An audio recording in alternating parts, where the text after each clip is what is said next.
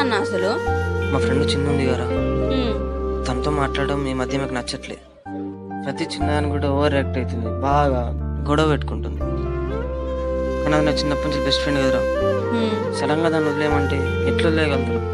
అసలు మాట్లాడుకుంటుంటారా దాంతో?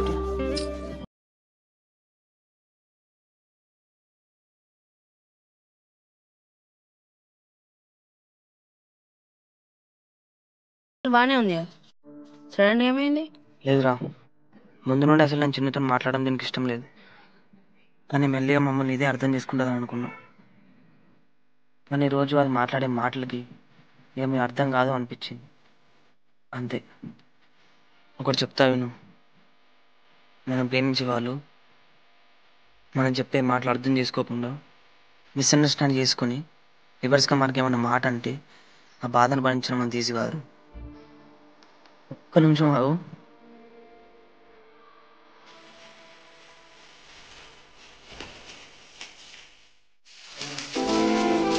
ఇచ్చిన లెటర్స్ నువ్వు రాసిన రాత్రులకి మాట్లాడిన మాటలకి ఏమైనా సంబంధం ఉన్నారా అసలు?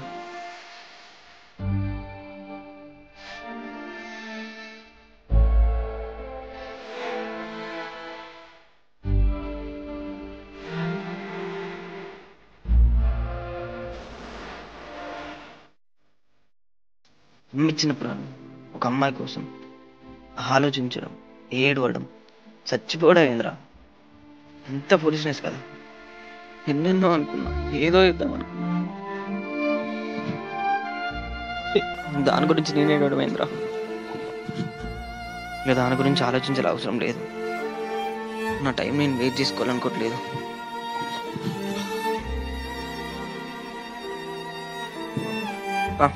బయటకు పోదాం.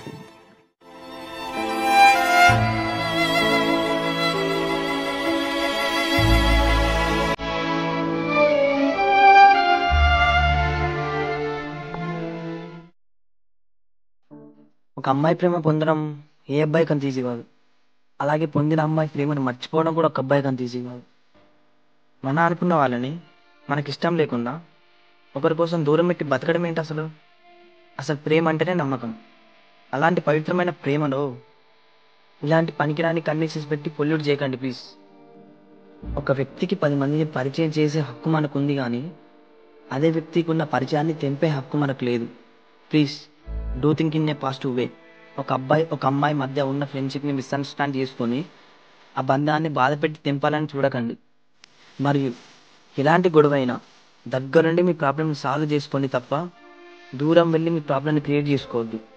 ఇలాంటి సిచ్యువేషన్ ఫేస్ చేసిన ప్రతి ఒక్కరికి ఈ మా షార్ట్ ఫిల్మ్ అంకితం. Thanks. This is Pavan Prince. Video ఎట్లుంది? నచ్చితే లైక్ చేయండి, షేర్ చేయండి, కామెంట్ చేయడం మాత్రం మర్చిపోకండి. వీలైతే మీ ఫ్రెండ్స్కి కూడా షేర్ చేసి వాళ్ళతో కూడా సబ్స్క్రైబ్ చేయించండి. నాకు సపోర్ట్ చేసిన ప్రతి ఒక్కరికి thank you so much. Keep supporting. Let's rock.